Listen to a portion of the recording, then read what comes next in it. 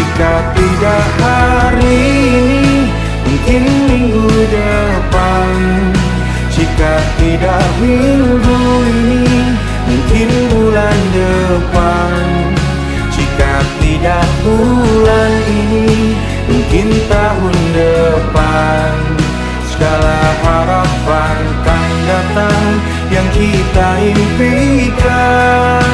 Janganlah menyerah dulu, waktu masih panjang. Ingat doa